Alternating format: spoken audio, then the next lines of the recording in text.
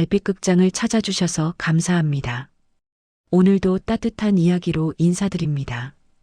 이야기를 시작하기 전 구독과 좋아요로 응원해 주시면 더 좋은 이야기를 준비하는데 큰 힘이 됩니다.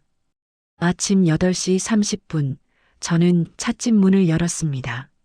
나무 문틀을 손으로 밀 때마다 나는 낡은 경첩 소리가 이제는 제 귓속에 익숙하게 스며들었죠. 20년이라는 시간이 그렇게 흘러갔습니다. 산청시장 골목 안쪽, 사람들이 잘 찾지 않는 구석진 자리에 자리 잡은 이 작은 전통 찻집은 제 삶의 전부였습니다. 유리문을 닦으면서 저는 건너편 약초가게의 셔터가 올라가는 소리를 들었습니다. 현우가 운영하는 가게였죠. 그는 저보다 10살쯤 어렸지만 이 골목에서는 저만큼이나 오래 장사를 한 사람이었습니다. 서로 눈이 마주치면 가볍게 고개를 끄덕이는 게 우리의 아침 인사였습니다. 찻집 안으로 들어서면 제일 먼저 코를 찌르는 게 오래된 나무 냄새였습니다. 바닥에 깔린 원목 마루, 벽을 따라 세워진 오동나무 찻장, 천장을 떠받치는 석가래까지 모두 세월의 빛깔을 품고 있었죠. 평일 낮이면 손님이 많지 않았습니다. 한두 시간에 한 명씩 들어와 차 한 잔 마시고 가는 게 전부였습니다. 그래도 괜찮았습니다. 20년 동안 이 자리를 지켜온 단골 손님들이 있었으니까요. 하지만 요즘 들어 상황이 달라졌습니다. 매출이 눈에 띄게 떨어지기 시작했죠. 단골 손님들도 하나둘 발길을 끊었습니다. 나이가 들어 멀리 나가기 힘들다는 분도 계셨고 자식들 따라 다른 지역으로 이사를 간 분도 계셨습니다. 무엇보다 제 마음을 짓누르는 건 아내의 병원비였습니다. 3개월 전부터 아내는 제대로 걷지 못했습니다. 허리 디스크가 악화되어 수술을 해야 한다는 진단을 받았죠. 수술비만 해도 1,000만 원이 넘었습니다. 병원비는 매달 쌓여갔고 저는 잠을 제대로 잘 수 없었습니다. 밤마다 통장 잔고를 확인하면서 한숨만 깊어졌죠. 그래서였을까요? 제 신경은 날카로워져 있었습니다. 사소한 일에도 짜증이 났고 손님들에게도 예전처럼 웃으며 대하기 힘들었습니다. 거울을 볼 때마다 제 얼굴에 깊게 패인 주름이 눈에 들어왔습니다. 49이라는 나이가 이렇게 무겁게 느껴진 적이 없었습니다. 그날도 평범한 오전이었습니다. 아니, 평범할 거라고 생각했습니다. 10시쯤 되었을 때 문이 열리는 소리가 들렸습니다. 고개를 들어보니 낯익은 얼굴이었습니다. 복희 할머니였죠. 복희 할머니는 이 골목에서 10년 넘게 혼자 사신 분이었습니다. 허름한 회색 점퍼에 색이 바랜 면바지를 입고 계셨죠. 손등에는 세월이 파놓은 주름이 깊게 새겨져 있었고 발에 신은 운동화는 뒤꿈치가 많이 닳아 있었습니다. 하지만 할머니의 눈빛만큼은 달랐습니다. 조용하면서도 뭔가 단단한 느낌이 있었죠. 재석 씨, 안녕하세요. 할머니의 목소리는 작았지만 또렷했습니다. 저는 자리에서 일어나 고개를 숙여 인사했습니다. 어서 오세요, 할머니. 오늘은 어떤 차를 드시겠어요? 아, 오늘은 차 마시러 온 게 아니고요. 할머니는 잠시 망설이더니 가방에서 낡은 수첩을 꺼냈습니다. 수첩을 펼쳐 보이며 말씀하셨죠. 약재 좀 사려고 하는데 여기 적힌 거 있으세요? 저는 수첩을 받아들었습니다. 거기에는 당귀, 청궁, 작약, 감초, 황기 같은 약재 이름들이 빼곡하게 적혀 있었습니다. 양도 상당했습니다.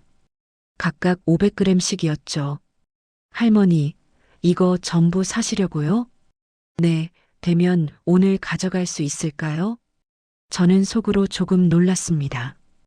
평소 복희 할머니는 감기 기운이 있을 때 쌍화탕 재료 몇 봉지 사시는 게 전부였거든요. 그런데 오늘은 달랐습니다. 계산을 해보니 총 20만 원이 나왔습니다. 할머니, 금액이 20만 원 정도 나오는데 괜찮으세요? 네, 괜찮아요. 할머니는 주저하지 않으셨습니다. 가방에서 지갑을 꺼내더니 새 지폐 뭉치를 꺼냈습니다. 5만 원권 4장이었죠. 돈을 건네시는 할머니의 손은 약간 떨리고 있었습니다. 저는 약재를 하나씩 포장하면서 계속 할머니를 쳐다봤습니다. 뭔가 이상했습니다. 새 지폐를 이렇게 깔끔하게 들고 다니는 어르신을 본 적이 거의 없었거든요. 게다가 20만 원이라는 돈은 할머니 같은 분에게는 결코 작은 금액이 아니었습니다. 할머니, 혹시 어디 편찮으세요? 아니에요, 괜찮아요. 그냥 필요한 게 있어서요. 할머니는 짧게 대답하시고는 포장된 약재를 받아드셨습니다. 무거운 봉지를 양손에 들고 나가시는 뒷모습을 보면서 저는 묘한 기분이 들었습니다. 설명할 수 없는 이질감 같은 거였죠. 그런데 그게 끝이 아니었습니다. 다음 날도 할머니는 오셨습니다. 그리고 그 다음 날도요. 매일 비슷한 시간에 오셔서 비슷한 양의 약재를 사가셨습니다. 금액도 매번 15만 원에서 20만 원 사이였죠. 사흘째 되던 날 저는 참지 못하고 물어봤습니다. 할머니, 이 약재들 다 어디에 쓰시는 거예요? 혹시 누가 아프신 건 아니고요? 할머니는 잠깐 말을 멈추셨습니다. 그리고는 작게 웃으며 대답하셨죠. 아니에요. 그냥 필요해서요. 걱정 마세요. 그 미소가 왜인지 제 마음을 더 불편하게 만들었습니다. 할머니가 가게를 나선 뒤 저는 카운터에 앉아 곰곰이 생각했습니다. 왜 하필 우리 가게일까? 왜 이렇게 많은 양을 사가실까? 대체 무엇 때문일까? 일주일이 지났습니다. 할머니는 단 하루도 빠지지 않고 오셨습니다. 주문량도 점점 늘어났습니다. 어느 날은 30만 원어치를 사가시기도 했죠. 저는 점점 더 불안해졌습니다. 그러던 어느 날 오후 현우가 찻집으로 찾아왔습니다. 평소와 달리 표정이 심각했죠. 형, 요즘 복희 할머니 자주 오시죠? 응, 거의 매일 오시는데. 왜? 우리 가게도 매일 들르시거든요. 그것도 엄청난 양을 사가세요. 솔직히 좀 이상하지 않아요? 현우의 말에 저는 속으로 뜨끔했습니다. 저만 느낀 게 아니었던 거죠. 혹시 형, 할머니한테 뭔가 들으신 거 있어요? 대체 그 많은 약재를 어디에 쓰시는 건지. 나도 몰라. 물어봤는데 그냥 필요하다고만 하시더라고. 현우는 한숨을 쉬었습니다. 그리고는 조용히 말했습니다. 형, 요즘 이상한 소문이 돌아요. 희귀 약재를 이용한 불법 거래가 있다던데. 혹시 할머니가 거기에 연루된 건 아닐까요? 그 말을 듣는 순간 제 등골이 서늘해졌습니다. 설마 그럴 리가 없다고 생각했지만 머릿속에서는 지난 며칠간의 장면들이 빠르게 스쳐 지나갔습니다. 새 지폐, 떨리는 손, 주저하는 눈빛, 그리고 매일 반복되는 대량 구매. 그럴 리 없어. 할머니가 그런 일을 하실 분이 아니야. 저는 애써 부정했지만 제 목소리에는 확신이 없었습니다. 현우도 그걸 느꼈는지 더 이상 말하지 않았습니다. 하지만 그가 돌아간 뒤에도 저는 계속 그 생각을 떨쳐낼 수 없었습니다. 밤이 되어 가게 문을 닫고 집으로 돌아가는 길, 저는 자꾸만 복희 할머니의 얼굴을 떠올렸습니다. 오늘 할머니는 뭘 사가셨지? 손은 왜 계속 떨렸을까? 대체 무슨 일이 있는 걸까? 집에 도착했지만 잠이 오지 않았습니다. 침대에 누워서도 계속 생각했습니다. 혹시 내가 너무 예민한 건가? 그냥 할머니가 건강을 챙기시려는 거겠지. 하지만 아무리 스스로를 달래도 불안은 가라앉지 않았습니다. 다음 날 아침 저는 평소보다 일찍 가게를 열었습니다. 그리고 복희 할머니를 기다렸습니다. 오늘은 좀 더 자세히 봐야겠다고 생각했죠. 뭔가 놓친 게 있을 거라고 믿었습니다. 10시 30분 할머니가 오셨습니다. 저는 이번에는 눈을 떼지 않고 할머니의 모든 행동을 관찰했습니다. 약재를 주문하실 때 손이 떨리는 정도, 지갑을 꺼낼 때 주변을 살피는 시선, 돈을 건넬 때 입술을 꾹 깨무는 습관까지요. 그리고 저는 깨달았습니다. 이건 단순한 건강 관리가 아니라는 걸. 복희 할머니에게는 분명 뭔가 다른 이유가 있다는 걸. 그리고 그 이유를 알아내지 못하면 저는 계속 이 불안 속에서 살아가야 한다는 걸. 할머니가 가게를 나서는 뒷모습을 보며 저는 결심했습니다. 이대로 두고 볼 수만은 없다고요. 이틀이 더 지났습니다. 복희 할머니는 여전히 매일 오셨고 저는 여전히 불안했습니다. 하지만 그날 아침은 달랐습니다. 뭔가 결정적인 일이 벌어질 거라는 예감이 들었죠. 아침 9시 가게 문을 열기도 전에 현우가 숨을 헐떡이며 달려왔습니다. 그의 얼굴은 상기되어 있었고 손에는 휴대폰을 꼭 쥐고 있었습니다. 형, 큰일이에요. 현우는 숨을 고르지도 않고 말을 쏟아냈습니다. 어제 저녁에 할머니가 우리 가게에 왔었잖아요. 그때 고가 약재를 3봉지나 사가셨어요. 녹용이랑 홍삼, 그리고 사양까지요. 금액만 50만 원이었어요.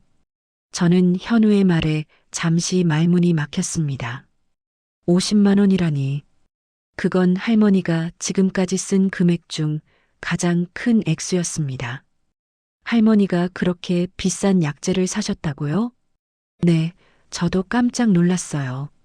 그런데 더 이상한 건 할머니가 돈 낼 때 손이 너무 떨려서 지폐를 떨어뜨리셨거든요. 제가 주워드렸는데 할머니 표정이 정말. 현우는 말을 잠시 멈추더니 작은 목소리로 말했습니다. 겁에 질린 것 같았어요.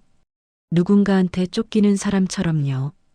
그 말을 듣는 순간 제 가슴이 철렁 내려앉았습니다.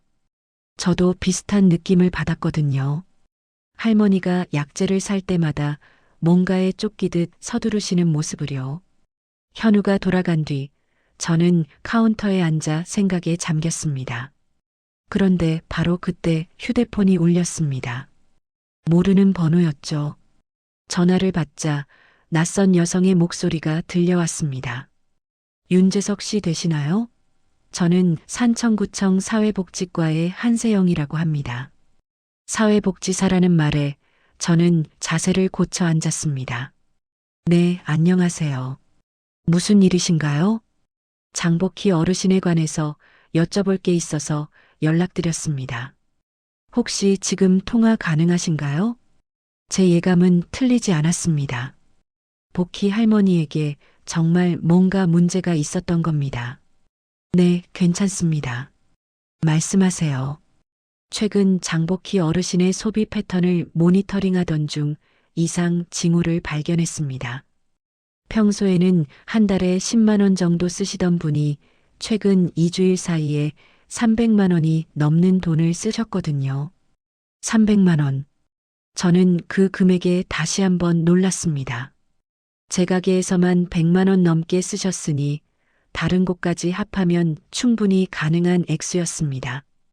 혹시 윤재석 씨 할머니가 요즘 무엇 때문에 그렇게 많은 약재를 구매하시는지 아시나요? 저도 모릅니다. 물어봤는데 필요하다고만 하시고. 세영은 잠시 침묵했습니다. 그리고는 조심스럽게 말했습니다. 이런 패턴은 보이스피싱이나 사기의 피해자일 가능성이 높습니다.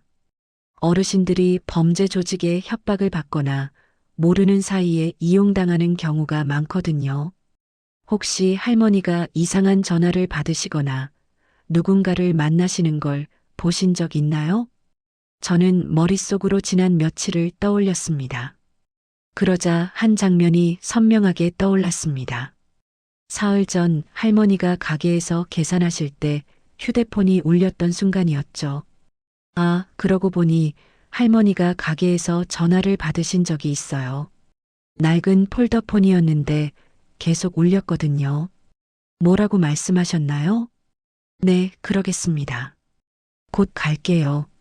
이런 식으로 대답하셨어요. 목소리가 굉장히 작고 떨리는 것 같았어요. 세영의 한숨소리가 전화기 너머로 들렸습니다. 역시 그렇군요. 윤재석 씨, 혹시 할머니가 다시 오시면 연락 주실 수 있나요? 저희가 직접 상담을 해봐야 할 것 같습니다. 전화를 끊고 나서도 저는 멍하니 앉아 있었습니다. 사회복지사까지 나서는 상황. 이건 제가 생각했던 것보다 훨씬 심각한 문제였습니다. 점심시간이 지나고 오후 2시쯤 시장 상인회 회장인 박민수 씨가 찾아왔습니다.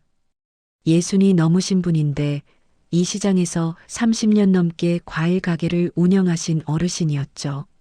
재석 씨, 요즘 복희 할머니 이야기 들었어요? 네, 조금은요. 민수 씨는 의자를 당겨 앉으며 목소리를 낮췄습니다. 다들 걱정이 많아요. 할머니가 요즘 이상하다고들 하더라고요. 밤늦게 낯선 사람들이 할머니 집 앞에서 배회하는 걸 봤다는 사람도 있고요. 저는 등골이 서늘해졌습니다. 정말요? 응. 2층 집 사는 김 씨가 그러던데 사흘 전 밤 11시쯤에 검은 승용차가 할머니 집 앞에 섰다가 갔다더라고. 뭔가 수상해요. 민수 씨가 돌아가고 저는 혼자 가게에 남았습니다. 머릿속이 복잡했습니다.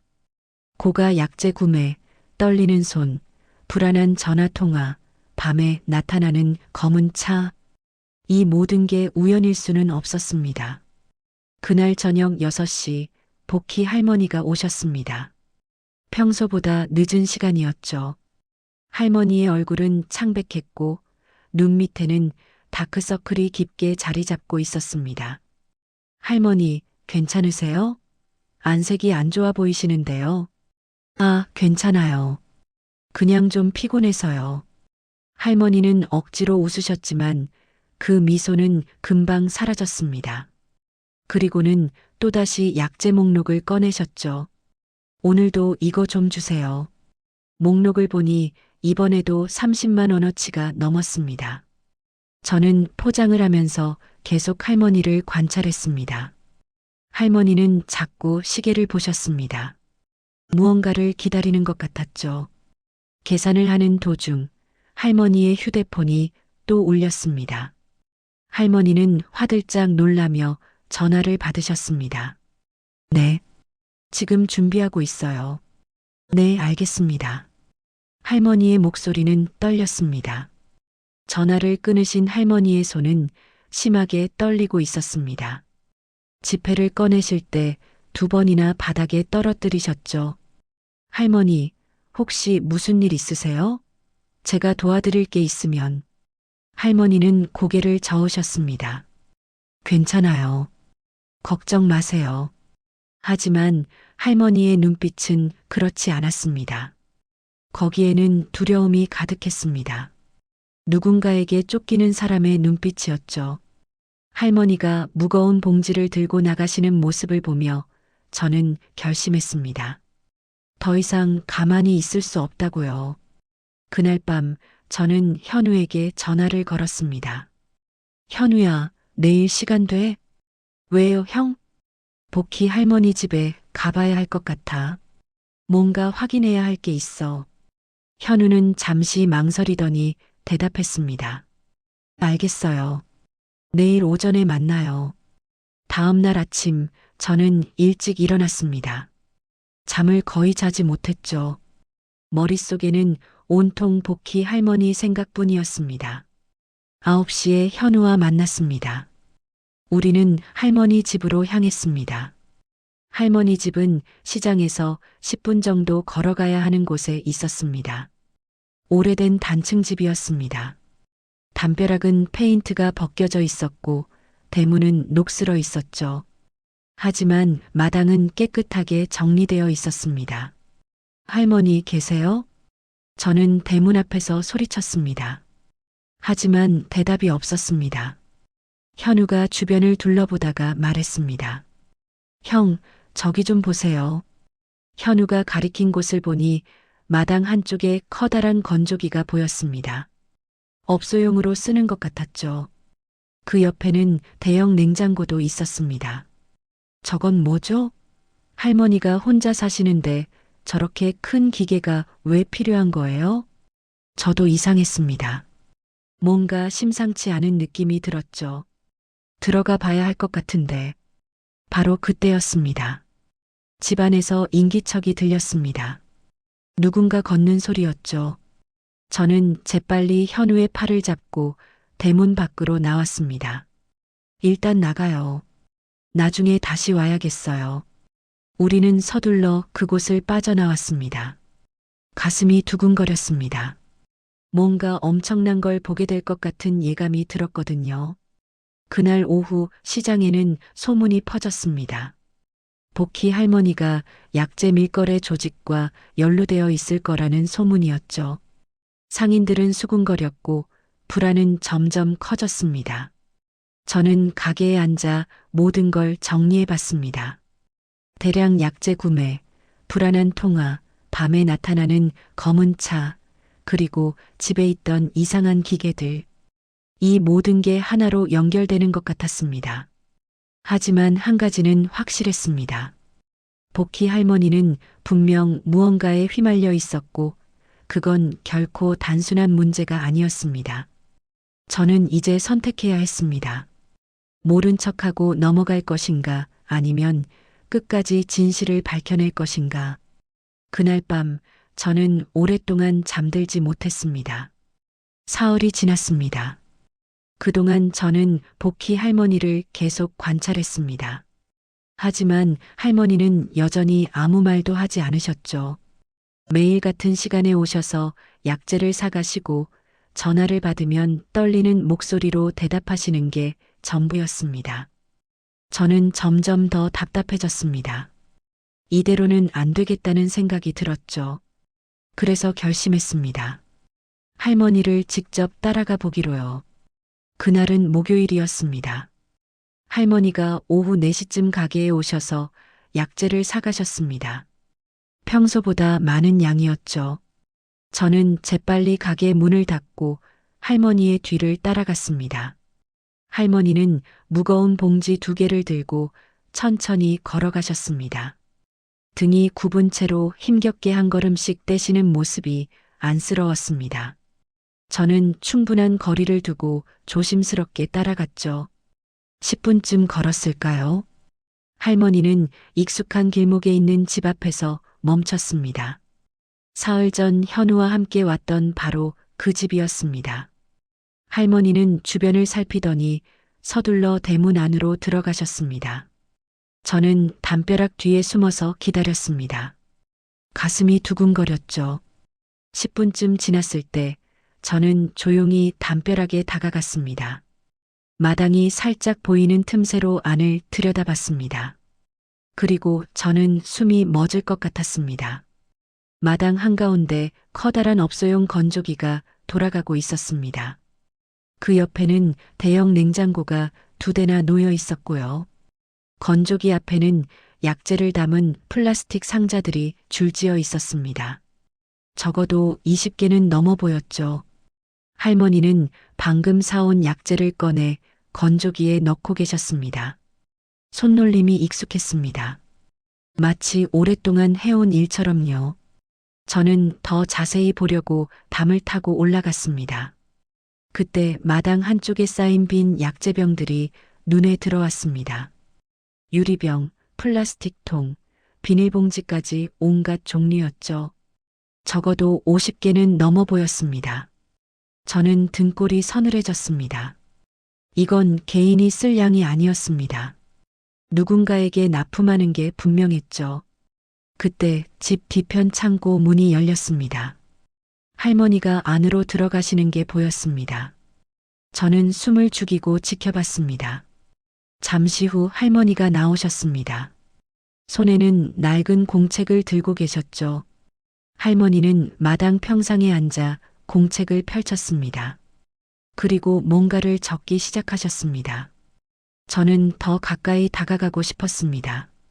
그 공책에 뭐가 적혀 있는지 보고 싶었죠. 하지만 너무 위험했습니다. 들키면 큰일이었으니까요. 할머니는 5분 정도 공책에 뭔가를 적으셨습니다. 그러다 갑자기 고개를 들어 주변을 살피셨습니다. 저는 화들짝 놀라 몸을 숨겼습니다. 심장이 터질 것 같았죠. 다행히 할머니는 저를 눈치채지 못하신 것 같았습니다. 할머니는 다시 공책을 들고 집 안으로 들어가셨습니다. 저는 10분쯤 더 기다렸습니다. 할머니가 다시 나오실 것 같지 않았습니다.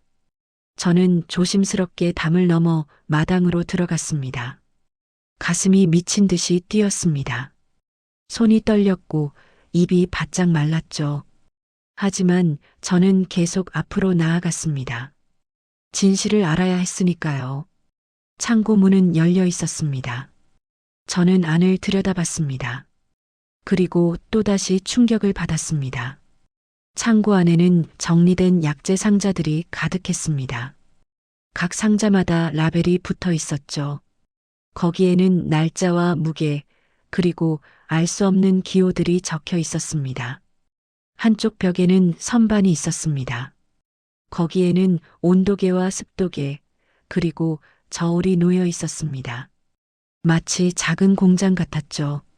저는 선반 위에 놓인 공책을 발견했습니다. 할머니가 아까 들고 있던 바로 그 공책이었습니다. 저는 재빨리 공책을 집어들었습니다. 공책을 펼치자 빼곡한 글씨가 눈에 들어왔습니다. 날짜, 이름, 숫자들이 정리되어 있었죠. 저는 천천히 내용을 읽어 내려갔습니다. 11월 5일, 김영수, 72kg, 65살. 11월 7일, 박순자, 58kg, 71살. 11월 10일, 이철호, 80kg, 70살. 이름과 체중, 나이가 적혀 있었습니다. 그런데 그게 전부가 아니었습니다. 각 이름 옆에는 이상한 기호들이 적혀 있었죠.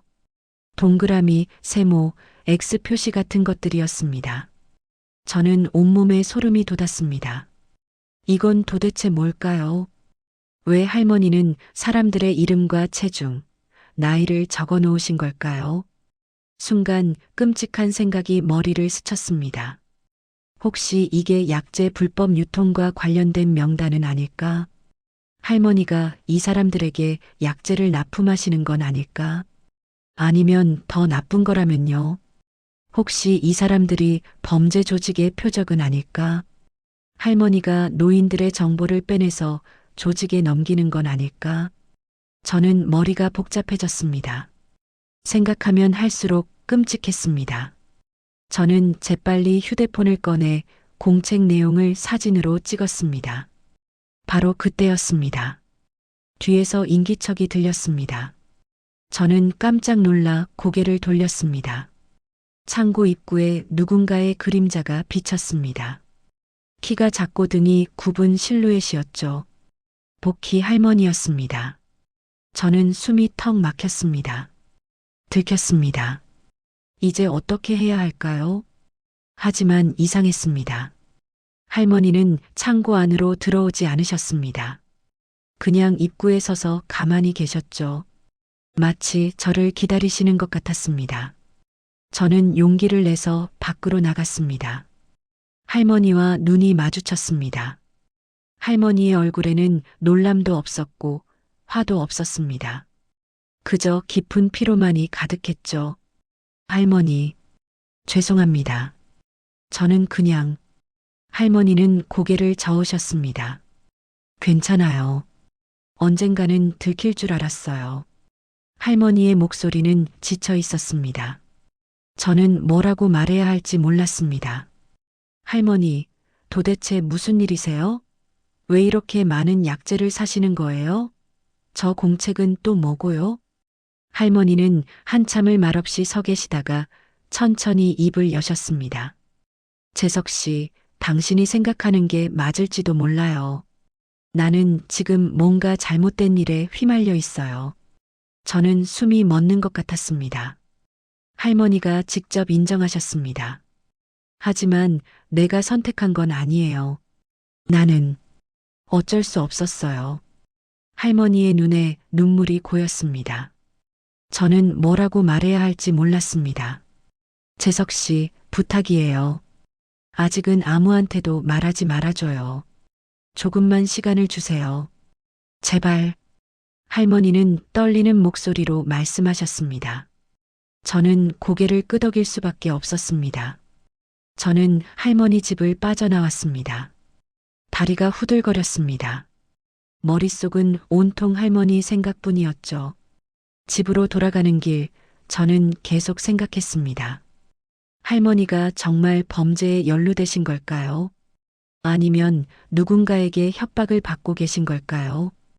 그날 밤 저는 찍어온 사진을 들여다봤습니다. 공책에 적힌 이름들을 하나하나 살펴봤죠. 그런데 이상했습니다. 이 이름들이 어딘가 익숙한 것 같았습니다. 저는 기억을 더듬었습니다.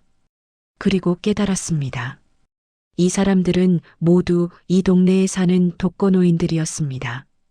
제 가게에도 가끔 오시던 분들이었죠. 그렇다면 할머니는 왜 이분들의 정보를 적어 놓으신 걸까요? 대체 무슨 목적이었을까요? 저는 휴대폰을 들고 한참을 고민했습니다. 세영에게 전화를 걸어야 할까요? 아니면 경찰에 신고해야 할까요? 하지만 할머니의 떨리는 목소리가 계속 귓가에 맴돌았습니다. 조금만 시간을 달라던 그 간절한 목소리가요. 저는 결국 전화를 걸지 못했습니다. 대신 침대에 누워 천장을 바라봤습니다. 내일은 어떻게 해야 할까요? 할머니를 계속 지켜봐야 할까요? 아니면 누군가에게 알려야 할까요? 답을 찾을 수 없었습니다. 저는 그날 밤 거의 잠을 이루지 못했습니다. 다음 날 아침 저는 평소보다 일찍 가게를 열었습니다. 밤새 뒤척이다 결국 새벽 5시에 잠에서 깼거든요. 머릿속은 여전히 복잡했습니다. 9시쯤 되었을 때 낯선 차 한 대가 가게 앞에 섰습니다. 검은색 승용차였죠. 차에서 정장을 입은 남자 2명이 내렸습니다. 한 명은 40대 정도로 보였고 다른 한 명은 좀 더 젊어 보였습니다. 윤재석 씨 되시나요? 나이가 많은 쪽이 물었습니다. 저는 고개를 끄덕였습니다. 네, 그런데요. 저는 산청경찰서 형사 박동철입니다. 잠시 이야기 좀 나눌 수 있을까요? 경찰이라는 말에 제 심장이 철렁했습니다. 혹시 어제 일 때문에 온 걸까요? 아니면 복희 할머니와 관련된 다른 일이 있는 걸까요? 무슨 일이신데요? 장복희 씨에 관해서 조사 중입니다. 혹시 최근에 이상한 점을 발견하신 게 있으신가요? 저는 순간 망설였습니다. 어제 본 것들을 말해야 할까요? 공책에 적힌 명단, 창고의 약재들, 할머니의 눈물을요. 하지만 할머니의 떨리는 목소리가 떠올랐습니다. 조금만 시간을 달라던 그 간절한 부탁이요. 글쎄요, 요즘 약재를 많이 사시긴 하는데 특별히 이상한 건 못 느꼈습니다. 동철은 제 눈을 똑바로 쳐다봤습니다. 뭔가 거짓말을 하는 걸 눈치챈 것 같았죠. 하지만 더 추궁하지는 않았습니다. 혹시 장복희 씨에게 가족이 있는 거 아시나요? 가족이요? 혼자 사시는 걸로 알고 있는데요. 사실 장복희 씨에게는 딸이 한 명 있었습니다. 장지연이라는 분이죠. 저는 처음 듣는 이름이었습니다.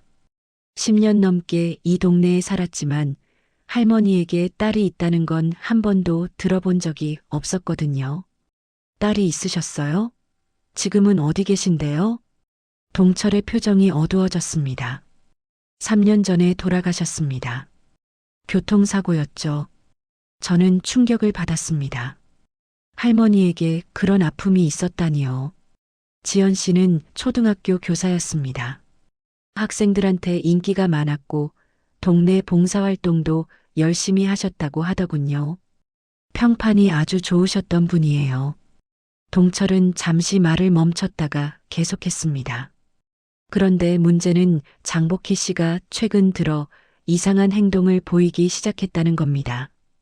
딸이 돌아가신 지 3년이나 지났는데 갑자기 이달 초부터 대량으로 약재를 구매하시더군요.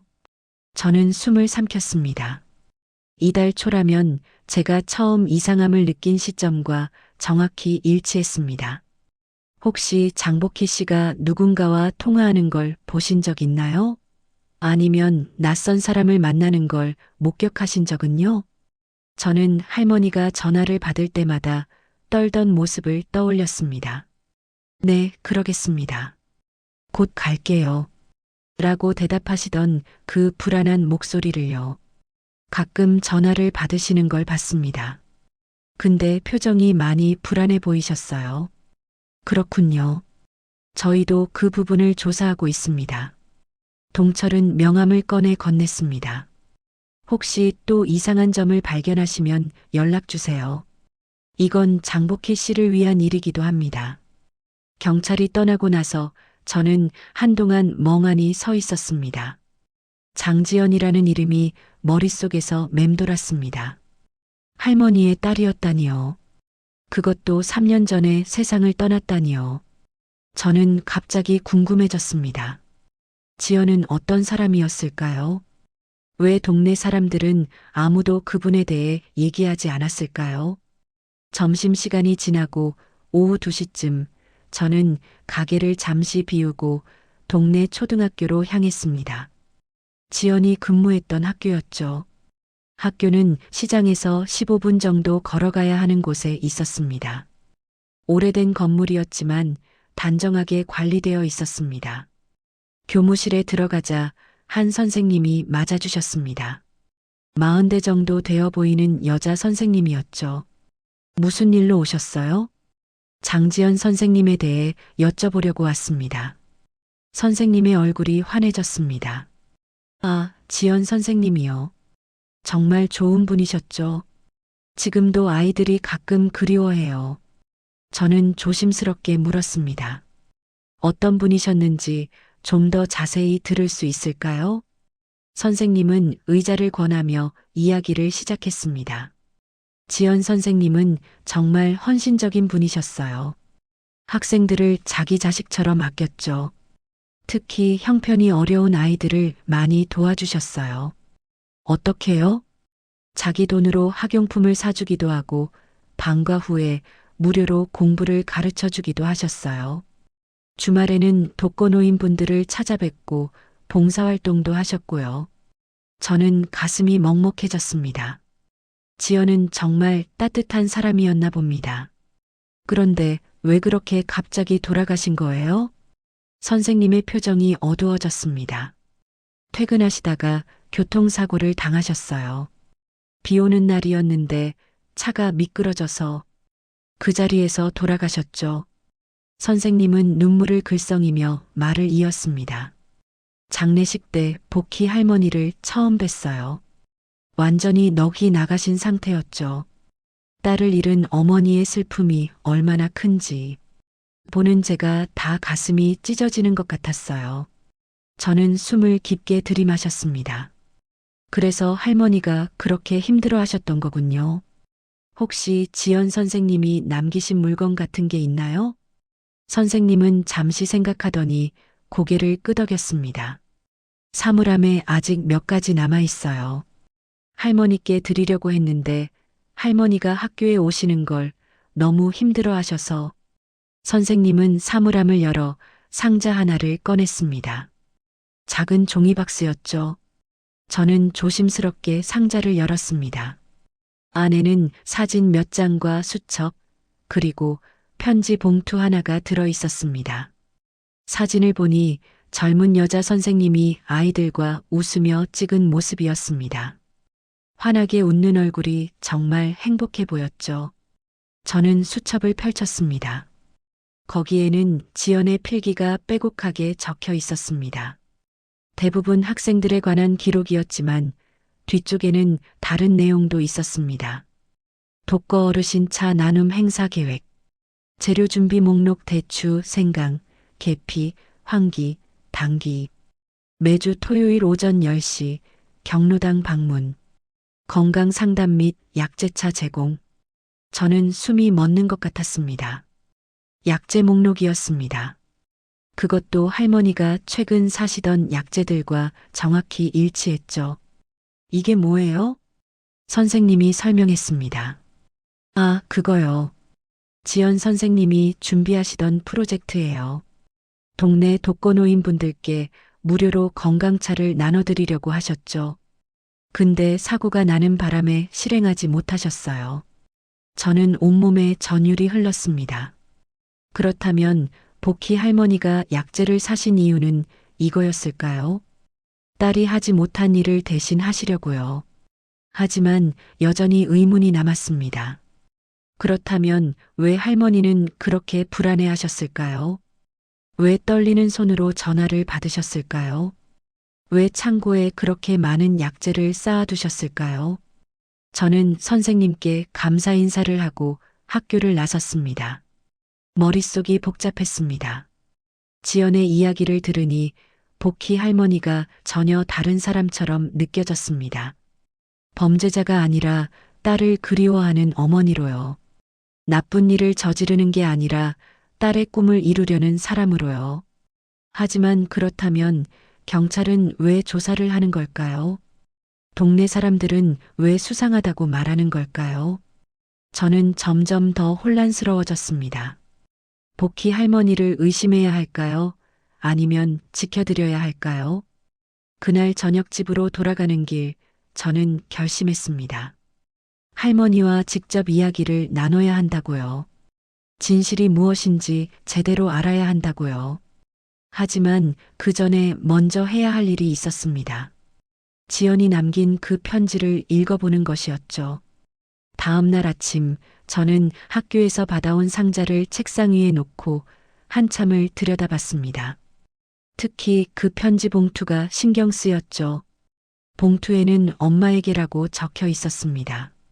지연이 복희 할머니에게 쓴 편지였습니다. 하지만 저는 쉽게 열어볼 수 없었습니다. 이건 개인적인 편지였으니까요. 남의 편지를 몰래 읽는 건 옳지 않았습니다. 저는 고민 끝에 편지를 다시 상자에 넣었습니다. 대신 할머니를 직접 찾아가기로 했죠. 그리고 상자를 전해드리면서 진실을 물어보기로요. 오전 10시쯤 세영에게서 전화가 왔습니다. 재석 씨, 혹시 지금 시간 되세요?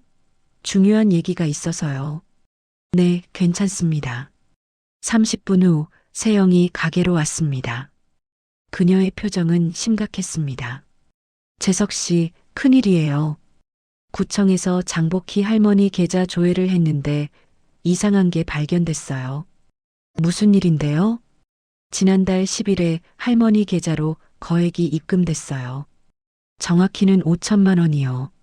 저는 깜짝 놀랐습니다. 5천만 원이라니요. 어디서 들어온 돈인가요? 보험금이에요. 그런데 문제는 그 보험의 수혜자가 장복희 할머니로 되어 있다는 거예요. 돌아가신 딸 지연 씨가 가입한 보험이었는데 세영은 말을 잠시 멈췄다가 조심스럽게 이어갔습니다. 3년 전에 딸이 돌아가셨는데 왜 지난달에야 보험금이 나왔는지 의문이에요. 보통은 사망 직후에 바로 처리되거든요. 저는 이 말을 짚었습니다. 확실히 이상했습니다. 그리고 더 이상한 건 할머니가 그 돈을 받은 직후부터 갑자기 대량으로 약재를 사기 시작하셨다는 거예요. 마치 계획된 일처럼요. 세영의 말에 저는 불안해졌습니다. 분명 뭔가 연결고리가 있을 것 같았지만 아직 정확히 뭔지는 알 수 없었죠. 재석 씨, 혹시 할머니가 최근에 누군가에게 협박을 받으신 건 아닐까요? 보험금 때문에 범죄 조직이 접근한 거라든지. 저는 고개를 저었습니다. 저도 잘 모르겠어요. 하지만 할머니가 나쁜 일을 하시는 분은 아닌 것 같은데. 저도 그렇게 믿고 싶어요. 하지만 지금 상황은 심각해요. 경찰도 본격적으로 조사에 나섰고 동네에서는 이미 소문이 쫙 퍼졌거든요. 세영이 돌아가고 저는 혼자 남았습니다. 머릿속이 복잡했습니다. 5천만 원이라는 거액, 그리고 그 직후 시작된 대량 약재 구매. 이 모든 게 우연일 리 없었습니다. 점심때쯤 현우가 급하게 달려왔습니다. 형, 큰일 났어요. 시장에 소문이 완전히 퍼졌어요. 무슨 소문인데? 복희 할머니가 보험 사기에 연루됐다는 소문이요. 심지어 딸 지연 씨 사고도 의도적이었다는 소리까지 나와요. 저는 화가 치밀었습니다. 그게 무슨 말도 안 되는 소리야. 딸을 잃은 어머니가 어떻게 그런 짓을 해? 저도 그렇게 생각해요. 근데 사람들은 5천만 원이라는 돈 때문에 이상하게 생각하는 거죠. 게다가 할머니가 계속 이상한 행동을 하시니까.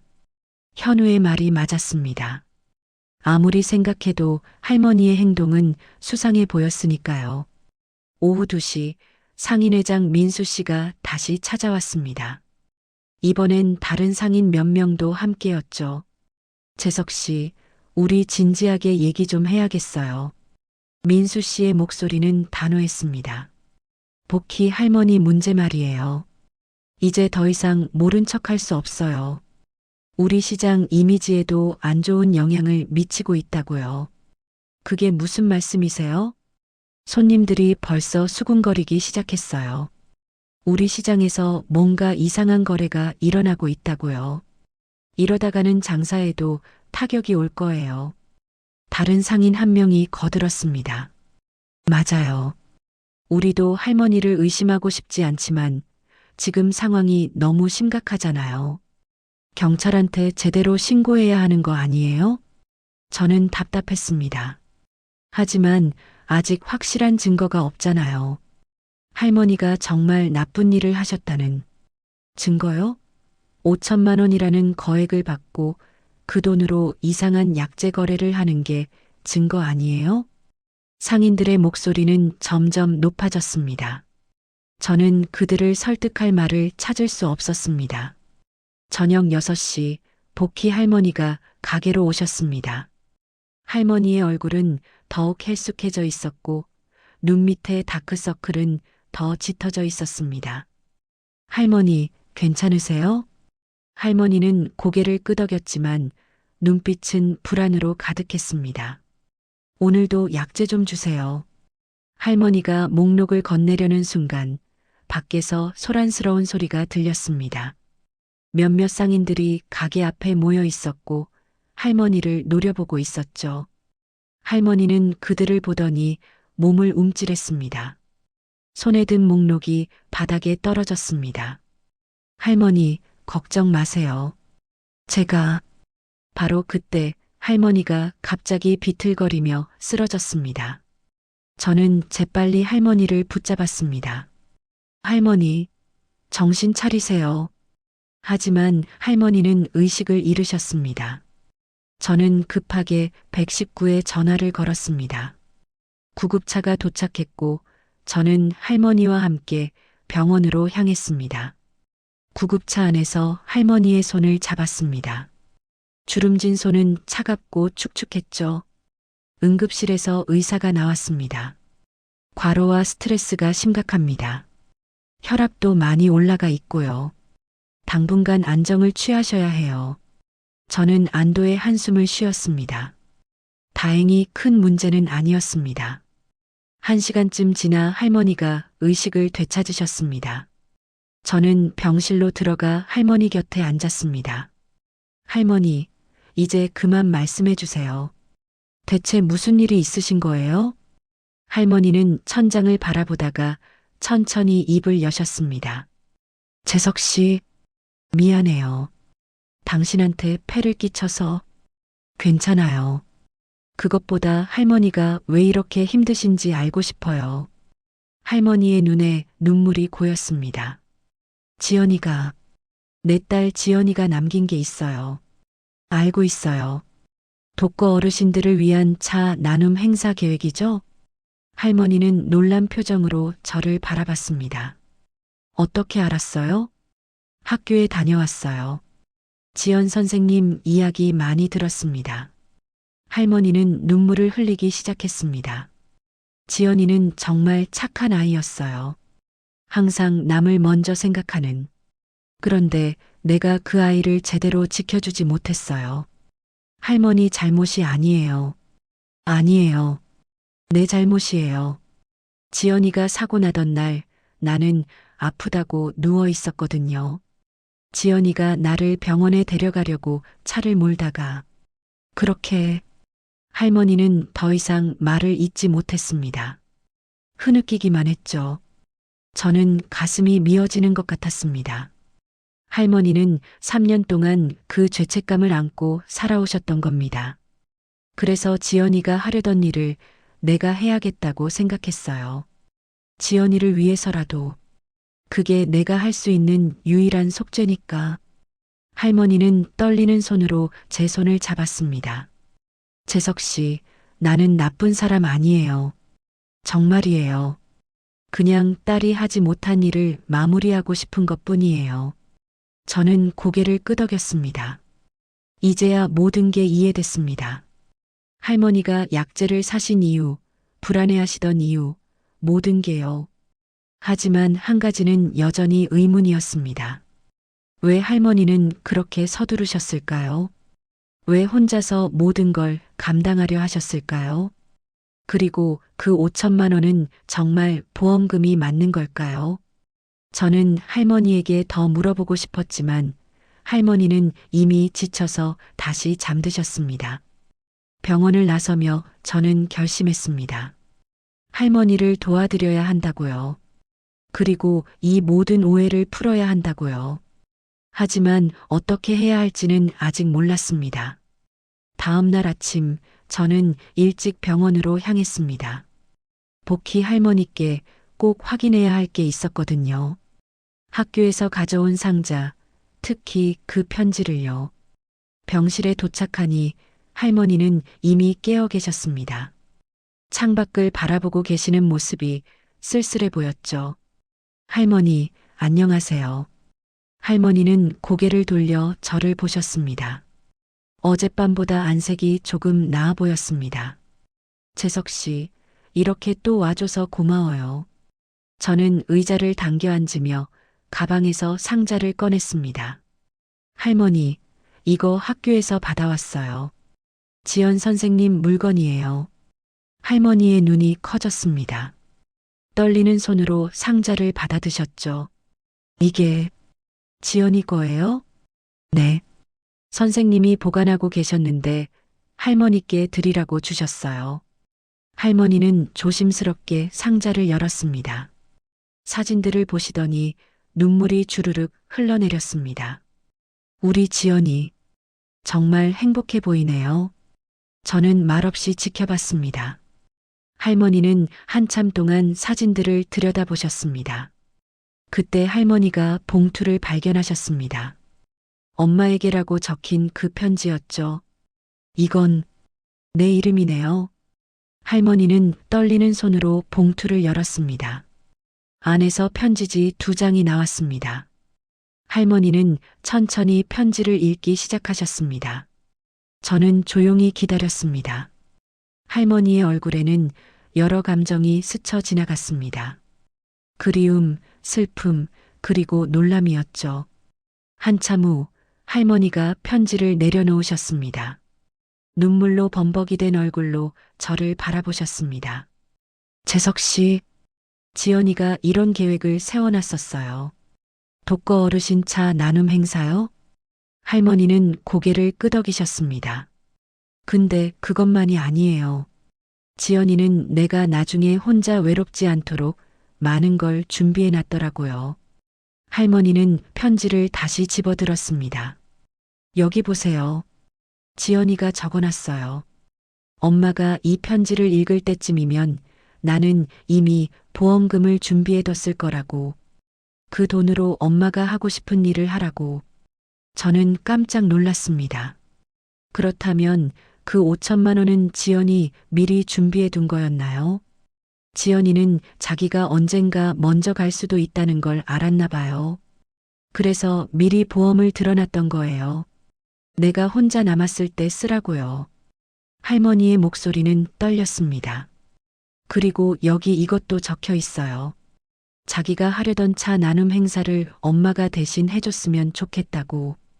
동네 어르신들이 건강하게 오래 사셨으면 좋겠다고. 저는 숨을 깊이 들이마셨습니다. 이제야 모든 게 이해됐습니다. 할머니가 왜 그렇게 서두르셨는지, 왜 혼자서 모든 걸 감당하려 하셨는지요. 그런데 할머니, 왜 혼자 하시려고 하셨어요? 도움을 청하실 수도 있었잖아요. 할머니는 고개를 저었습니다. 지연이 마지막 부탁이었어요. 조용히 눈에 띄지 않게 하고 싶었어요. 지연이처럼 말이에요. 지연이도 항상 그랬거든요. 남들이 모르게 도와주는 걸 좋아했어요. 저는 고개를 끄덕였습니다. 하지만 여전히 의문이 남았습니다. 할머니, 그런데 왜 그렇게 불안해하셨어요? 전화 받으실 때마다 떨리시고. 할머니는 잠시 망설이시다가 입을 열었습니다. 사실은 건조기랑 냉장고를 할부로 샀거든요. 한 달에 한 번씩 돈을 내야 하는데 그게 부담스러웠어요. 그래서 전화 올 때마다 긴장했던 거예요. 저는 어이가 없었습니다. 그게 다였나요? 우리가 범죄 조직이라고 의심했던 게 단지 할부금 독촉 전화였나요? 그리고 약재를 많이 사다 보니까 이웃들 눈치도 보이고 혹시 이상하게 생각할까봐 더 조심했던 거예요. 할머니는 쓴웃음을 지으셨습니다. 근데 오히려 그게 더 의심스럽게 보였나 봐요. 나도 참 어리석었어요. 저는 가슴이 답답했습니다. 할머니는 딸의 마지막 소원을 이루려고 애쓰셨을 뿐인데 모두가 할머니를 의심했던 겁니다. 할머니, 그럼 창고에 있던 그 공책은요? 거기 적힌 이름들이랑 체중, 나이는 뭐였어요? 아, 그거요. 지연이가 남긴 자료예요. 동네 독거 어르신들 건강 상태를 기록해 놓은 거였어요. 누구는 혈압이 높으시고, 누구는 당뇨가 있으시고, 그래서 각자에게 맞는 약제차를 준비하려고 했던 거예요. 저는 머리를 쥐어뜯고 싶었습니다. 우리가 범죄 증거라고 생각했던 게 사실은 돌봄 기록이었던 겁니다. 엄마에게 맞는 약제는 동그라미, 아빠한테 맞는 건 세모, 이런 식으로 표시해 놨더라고요. 지연이가 정말 꼼꼼하게 준비했었어요. 할머니는 편지를 가슴에 안으셨습니다. 나는 그냥 지연이 계획대로 하고 싶었어요. 조용히 눈에 띄지 않게. 그게 지연이가 원하던 방식이었으니까요. 저는 할머니의 손을 잡았습니다. 할머니, 이제 혼자 하시면 안 돼요. 제가 도와드릴게요. 동네 사람들한테도 진실을 알려야 해요. 할머니는 고개를 저었습니다. 아니에요. 이미 늦었어요. 사람들은 나를 이상한 사람으로 봐요. 이제 와서 설명해봤자. 그래도 해야 해요. 할머니가 잘못한 게 없는데 왜 숨어 지내셔야 해요? 바로 그때 병실 문이 열렸습니다. 형사 동철이었습니다. 그의 표정은 여느 때와 달리 부드러웠습니다. 장복희 씨, 잠시 이야기 좀 할 수 있을까요? 할머니는 불안한 표정으로 저를 바라봤습니다. 저는 고개를 끄덕이며 할머니를 안심시켰습니다. 동철은 의자에 앉으며 말했습니다. 장복희 씨, 보험회사에 확인해 봤습니다. 3년 전 지연 씨가 가입한 보험이 맞더군요. 단 수령 시기를 3년 뒤로 설정해 놓으셨더라고요. 할머니는 놀란 표정을 지으셨습니다. 3년 뒤로요? 네. 지연 씨가 특별히 요청하신 거라고 합니다. 어머니가 슬픔을 추스르고 새로운 삶을 시작할 시간을 드리고 싶으셨나 봅니다. 저는 지연이라는 사람이 정말 대단하다고 느꼈습니다. 자신이 없는 3년 후까지 생각하며 어머니를 위한 계획을 세웠다니요. 그리고 학교 측에서도 증언을 해주셨습니다. 지연 씨가 생전에 차 나눔 행사를 준비하고 계셨다고요. 그 자료들도 확인했습니다. 동철은 할머니를 바라봤습니다. 장복희 씨 할머니는 아무 잘못도 하지 않으셨습니다. 그저 딸의 마지막 소원을 이루려 하셨을 뿐이에요. 할머니는 눈물을 흘리기 시작했습니다. 하지만 제가 경찰에 신고하지 않은 건 한 가지 이유 때문입니다. 동철은 잠시 말을 멈췄다가 이어갔습니다. 할머니, 혼자서 이런 일을 하시기엔 너무 힘드실 거예요. 주변의 도움을 받으셔야 해요. 그게 지연 씨도 원하시는 일일 겁니다. 할머니는 고개를 끄덕이셨습니다. 동철이 나가고 저는 할머니와 단둘이 남았습니다. 할머니, 이제 시작이에요. 지연 선생님의 꿈을 제대로 이뤄드려야죠. 하지만 이번엔 혼자가 아니에요. 저도 있고 동네 사람들도 도와줄 거예요. 할머니는 처음으로 환하게 웃으셨습니다. 고마워요, 재석 씨. 정말 고마워요. 저는 병원을 나서며 생각했습니다. 이제 해야 할 일이 많았습니다. 먼저 동네 사람들에게 진실을 알려야 했죠. 그리고 지연의 계획을 제대로 실행해야 했습니다. 하지만 한 가지는 확실했습니다. 더 이상 복희 할머니는 혼자가 아니라는 것이었죠. 저는 휴대폰을 꺼내 현우에게 전화를 걸었습니다. 현우야, 내가 너한테 할 얘기가 있어. 그리고 다른 상인들도 다 모아줘. 오늘 저녁에 상인회 모임 좀 열 수 있을까? 무슨 일인데요, 형? 복희 할머니에 관한 진실이야. 우리가 완전히 오해하고 있었어. 저는 깊은 숨을 들이마셨습니다. 이제 진짜 시작이었습니다. 그날 저녁 7시 시장 상인회관에는 20여 명의 상인들이 모였습니다. 저는 앞에 서서 그들을 바라봤습니다. 모두의 얼굴에는 의심과 궁금증이 가득했죠. 여러분, 오늘 모이신 이유는 다들 아실 겁니다. 복희 할머니에 관한 이야기를 하려고요. 민수 씨가 팔짱을 끼며 말했습니다. 그래요. 할머니가 대체 무슨 일을 벌이신 건지 제대로 설명해 줘야죠. 저는 깊은 숨을 들이마셨습니다.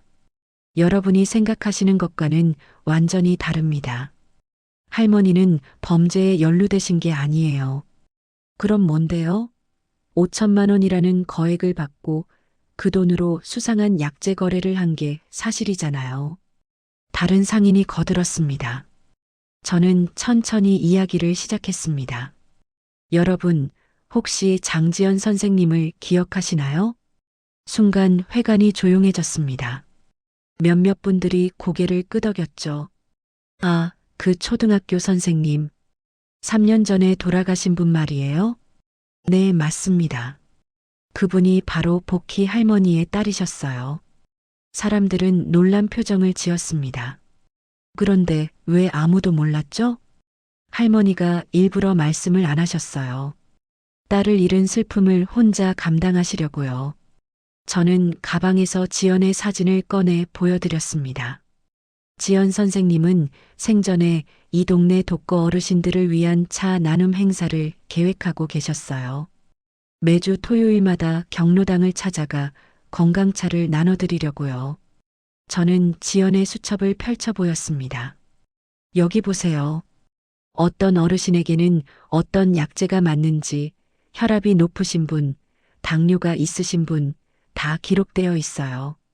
지연 선생님이 일일이 조사하고 준비하신 거예요.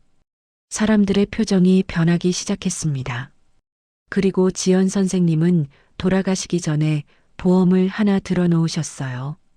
수령 시기를 3년 뒤로 설정해서요. 어머니가 슬픔을 추스를 시간을 드리고 싶으셨던 거죠. 현우가 조심스럽게 물었습니다.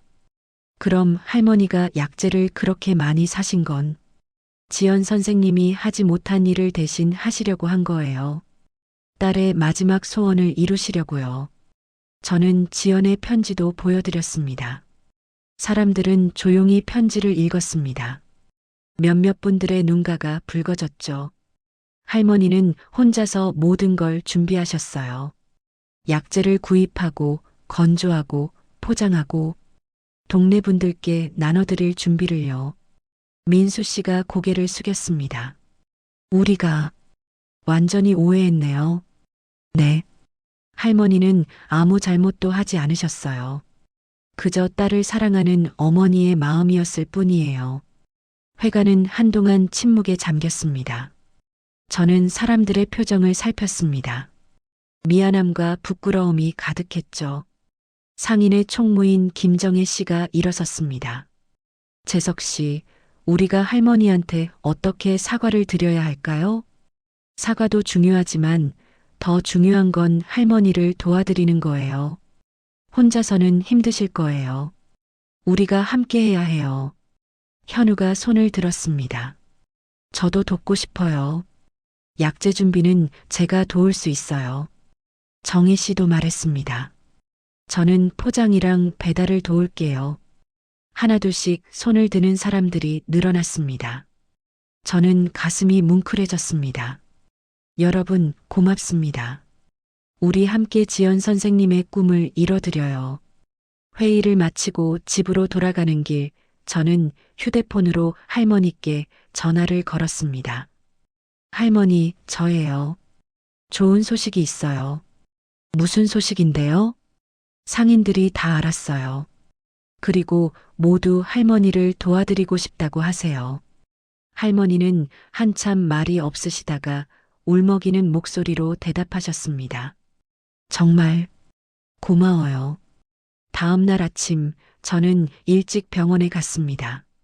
할머니는 퇴원 준비를 하고 계셨죠. 할머니, 집까지 제가 모셔다 드릴게요. 고마워요, 재석 씨. 할머니 집에 도착하니 뜻밖의 광경이 펼쳐졌습니다. 마당에는 상인들이 모여 있었습니다. 현우, 민수 씨, 정희 씨, 그리고 다른 상인들까지요. 할머니, 오셨어요?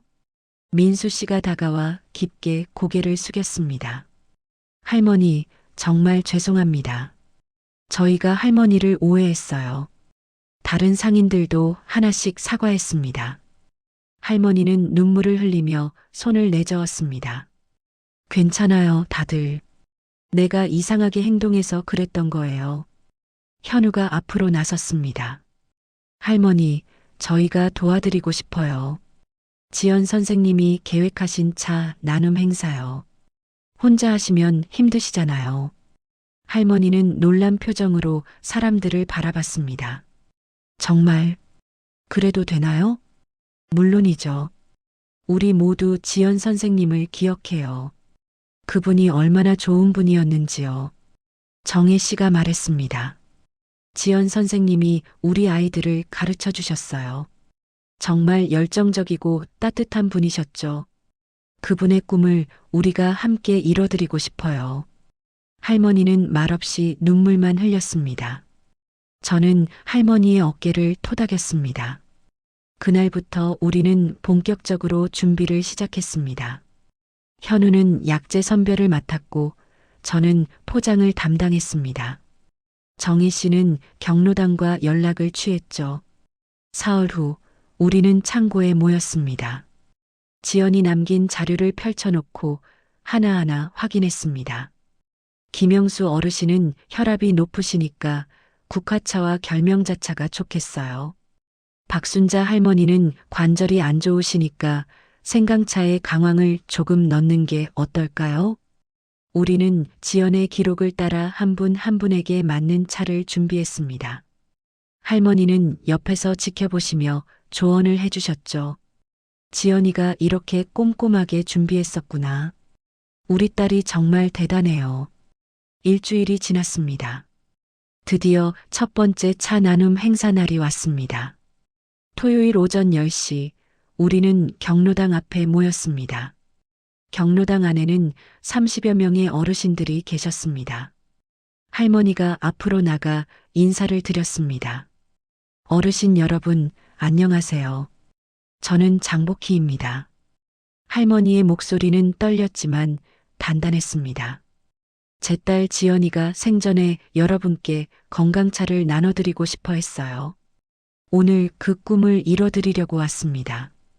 어르신들은 조용히 귀를 기울였습니다. 지연이가 여러분 한 분 한 분을 위해 준비한 차예요. 건강하게 오래 사시라는 제 딸의 마음이 담겨 있습니다. 우리는 준비한 차 봉지들을 나눠드렸습니다.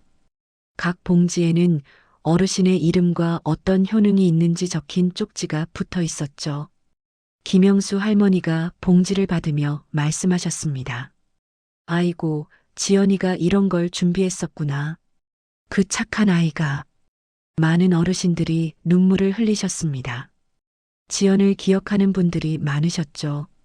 지연 선생님이 우리 손주 가르쳐 줬는데 정말 좋은 선생님이셨어요. 맞아요. 항상 웃으면서 아이들을 대하시던 모습이 눈에 선해요. 어르신들은 하나둘씩 지연에 관한 이야기를 나누기 시작했습니다.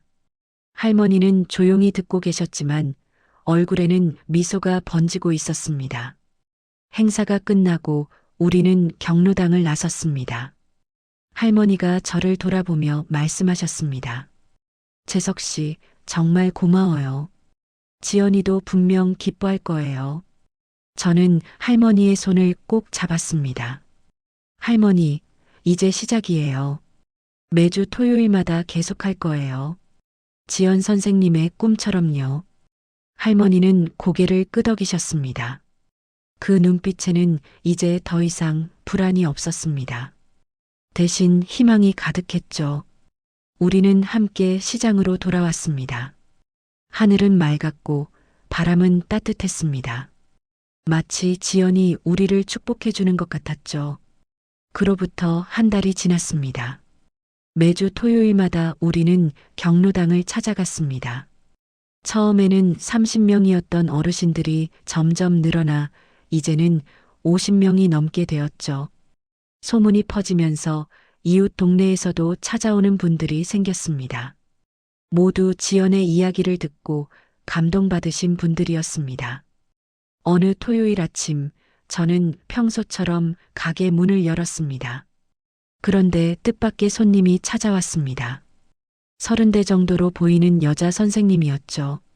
안녕하세요. 혹시 윤재석 씨 되시나요? 네, 맞습니다.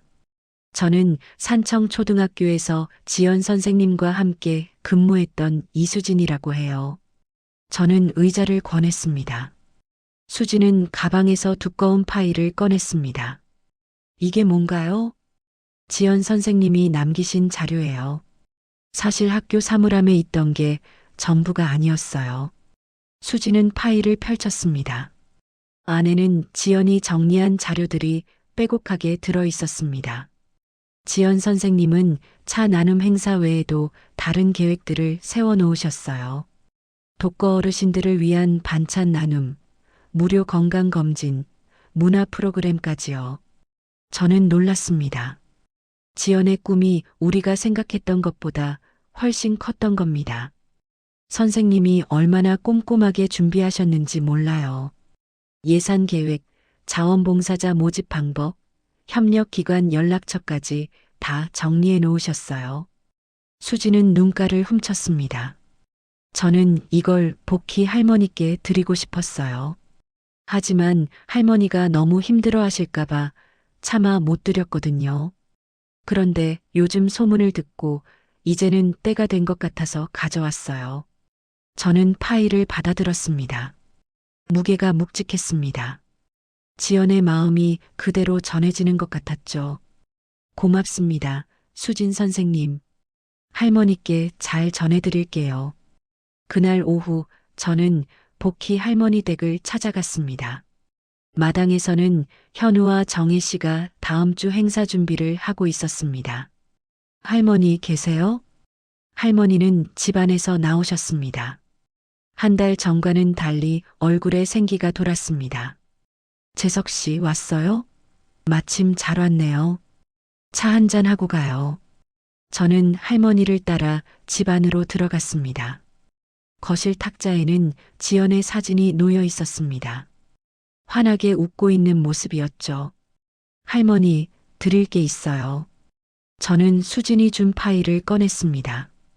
할머니는 파일을 받아 천천히 펼쳤습니다. 이게 지연이가 쓴 거예요? 네. 지연 선생님이 계획하신 게 차 나눔만이 아니었어요. 더 많은 꿈들이 있으셨대요. 할머니는 한 장 한 장 넘기며 읽으셨습니다.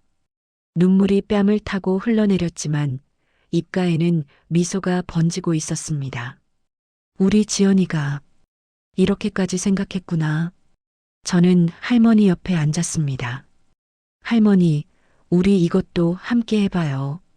지연 선생님의 모든 꿈을 이뤄드리는 거예요. 할머니는 고개를 들어 저를 바라봤습니다.